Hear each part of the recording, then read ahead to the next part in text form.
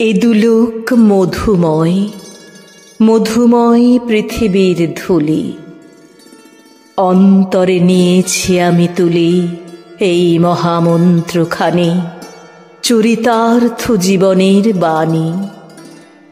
দিনে দিনে পেয়েছিনু সত্যের যা কিছু উপহার, মধুরসে ক্ষয় নাই তার। তাই এই মন্ত্রবাণী মৃত্যুর শেষের প্রান্তে বাজে, সব ক্ষতি মিথ্যা করি অনন্তের আনন্দ বিরাজে। শেষ স্পর্শ নিয়ে যাব যবে ধরণীর, বলে যাব তোমার ধুলির তিলক পরেছি ভালে।